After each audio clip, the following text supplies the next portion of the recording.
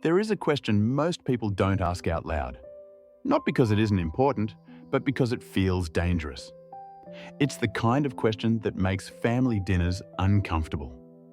The kind that lingers in your mind late at night, when the noise finally fades. The question is this: if you followed every financial rule your parents taught you, would your future actually be safe? For a long time, most of us never questioned those rules. Why would we? They came from love, from experience, from a generation that survived uncertainty by choosing stability. So we listened. We were told to study hard, find a stable job, save money, avoid risk. And if we did all of that, life would reward us. For a while, that promise felt true. But then, something changed. Not overnight, not dramatically, quietly. Prices rose faster than paychecks. Jobs became fragile. Security turned temporary. And slowly, a strange tension appeared. People began doing everything right and still feeling anxious, still feeling behind, still feeling like one mistake could undo years of effort. That tension creates guilt, because questioning the rules feels like questioning the people who raised us. So instead of asking hard questions, many people do something else. They work longer hours. They blame themselves. They assume they simply need to try harder. But what if the problem isn't effort? What if the problem is that we're using a map designed for a world that no longer exists? To understand why so many people feel financially stuck today, we need to look at real lives. Not headlines, not theories, but ordinary people who did what they were told and still found themselves lost. To understand this, let me tell you two real stories. Not extreme cases, not rare failures, but ordinary lives that reveal a truth many people are afraid to face. Story 1. Michael is 38 years old. For most of his adult life, his identity felt clear and simple. He was the dependable one, the employee who never caused problems, the person managers trusted when things needed to get done.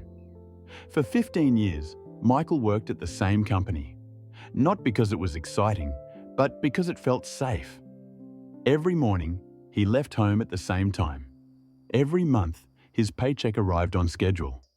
That rhythm became his sense of security. When friends talked about switching jobs, starting side businesses, or learning new skills, Michael quietly stayed where he was. His parents had taught him something very clear: stability comes from loyalty. So he believed patience would eventually be rewarded. And for a long time it was. Small raises came consistently, new responsibilities followed. Michael began to believe he was building something solid, not just a career, but a future. Then, one ordinary morning, everything changed. There was a meeting added to his calendar, no explanation, just a short invitation.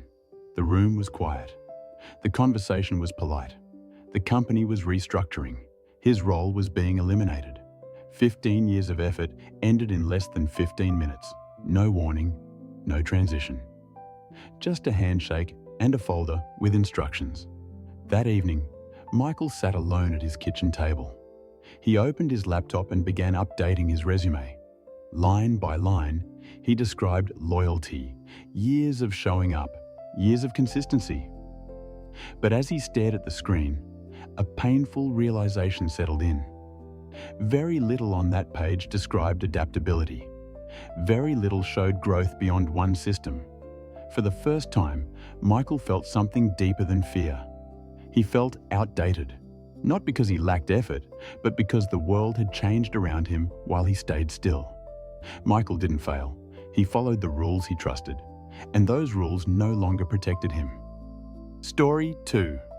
Linda. Linda is 34 years old. She grew up hearing one message repeated again and again: be careful with money. So she was. Linda avoided unnecessary spending. She tracked every expense. She saved diligently, month after month. Debt made her uncomfortable. Investing felt dangerous. She believed those things were for people who could afford to lose money, not for someone like her. For years, Linda watched her savings account slowly increase. And with every deposit, she felt responsible, mature, in control. But outside her bank app, life kept getting more expensive. Rent rose quietly. Groceries became noticeably higher. Healthcare costs crept upward. Linda told herself this was normal, that as long as she stayed disciplined, she would be fine. One afternoon, she sat down to review her finances more carefully than usual. She calculated not just how much she had saved, but what that money could actually do. That's when the truth became impossible to ignore. Despite years of discipline, her savings had less purchasing power than before. She wasn't spending more. She was standing still while everything else moved faster. The realization hit hard, because it challenged a belief she had trusted her entire life. Linda wasn't irresponsible. She wasn't careless. She was prepared for the past, not the future. Michael and Linda did not fail. They followed the rules their parents trusted. And that's the problem. Those rules were built for a world that no longer exists. Rule number 1. A stable job means a stable life. Our parents grew up in a world where stability was real. Jobs lasted decades. Pensions existed. Loyalty was rewarded. Back then, a steady paycheck meant predictability. Today, stability is fragile. Companies restructure. Roles disappear. Technology replaces skills faster than people can adapt. I've met people who were laid off after 10, 15, even 20 years of loyalty. Not because they failed, but because the rules changed. The emotional damage runs deep. Because when your identity is built around one job, losing it feels like losing yourself. Lesson: stability can no longer come from a single employer. Rule number 2. Save first, invest later. Our parents were taught to save diligently, and for their time, that worked. Savings accounts earned real interest. Inflation was manageable. Today, saving alone is not enough. Money sitting still quietly loses value. Many people are doing the right thing, saving consistently, and still falling behind. Not because they are irresponsible, but because the environment changed. Lesson: saving protects the past. Investing prepares for the future. Both are necessary, but the order must evolve. Rule number 3. Avoid risk at all costs. Our parents learned to fear risk, and that fear made sense. Mistakes were expensive. Safety was survival. But today, avoiding all risk creates a new danger. The risk of stagnation, not learning, not adapting, not growing. Many people confuse reckless risk with calculated growth. They are not the same. Lesson: inaction is no longer safe. Rule number 4. Home ownership is the ultimate goal. Owning a home was once a milestone of success. Affordable, attainable. Today, for many, it has become a financial trap. Rising prices, high debt, limited flexibility. Some people buy homes not because it makes sense, but because they feel behind if they don't. Lesson: ownership should serve freedom, not pressure. Why old financial thinking no longer fits the modern world? The problem with old financial rules is not that they were wrong. It's that they were designed for a world that no longer exists. Our parents lived in an era where progress was linear. If you worked harder, you earned more. If you stayed loyal, you were protected. If you saved patiently, time worked in your favor. But the modern financial world no longer moves in straight lines. It moves faster. It changes suddenly. It rewards adaptability more than endurance. Today, income is unstable. Costs are unpredictable. Technology reshapes entire industries overnight. In this environment, old thinking creates new risks. Relying on a single income source means a single point of failure. Saving without growth means silently falling behind. Avoiding all risk means missing the chance to evolve. What once felt safe now creates vulnerability. Outdated financial thinking doesn't just affect money. It shapes identity.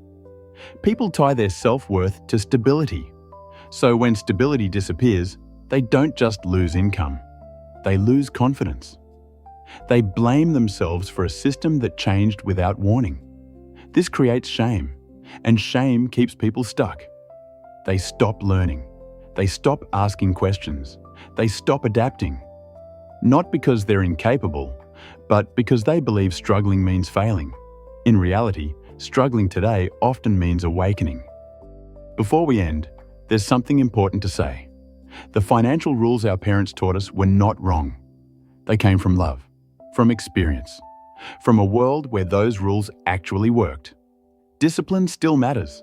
Saving still matters. Responsibility still matters. Even today, those principles remain the foundation of financial safety. They help us avoid chaos. They protect us from reckless decisions. They create structure in an uncertain world. So this is not about rejecting what our parents taught us.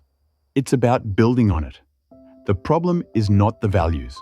The problem is the speed of change. Society is moving faster than ever. Jobs evolve. Technology reshapes income. Costs rise differently than before.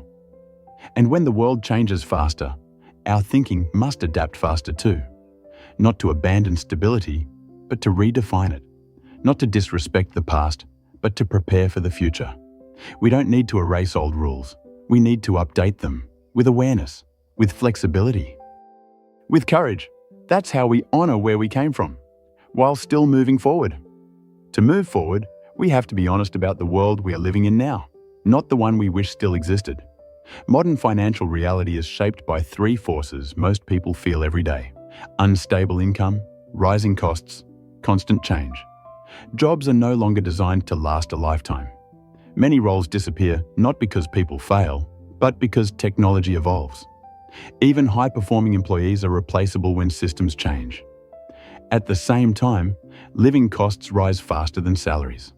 Housing, healthcare, education, and basic necessities quietly consume more of each paycheck. So people work harder, yet feel poorer. This creates a dangerous illusion that the solution is simply more effort. But effort without strategy leads to exhaustion, not security. In today's world, financial safety no longer comes from permanence. It comes from resilience. Resilience means not relying on a single source of income, continuously learning skills that remain valuable, understanding how money grows, not just how it's saved, making decisions based on awareness, not fear. This does not mean reckless risk. It means intentional adaptation.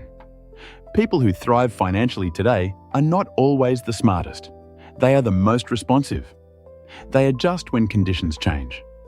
They stop following rules blindly, and they build systems that can survive uncertainty.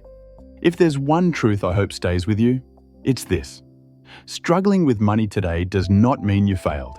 It often means you were given rules that no longer fit the world you're living in. Most people never question those rules. They blame themselves. They work harder. They stay silent about their fear. But awareness changes everything. The moment you stop asking, "What did I do wrong?" and start asking, "What do I need to understand differently?" That's the moment growth begins. You don't need perfection. You don't need to move faster than everyone else. You need clarity. Clarity about how money actually works today. Clarity about the skills that protect you in uncertain times. Clarity about the small decisions you repeat every day. If this story made you pause, if it made you feel seen, understood, or less alone, then stay with this channel. Subscribe, not because there are quick answers here, but because we're learning to think more clearly about money, life, and the future. Together. Your future isn't broken. It's still being shaped. And it starts with awareness.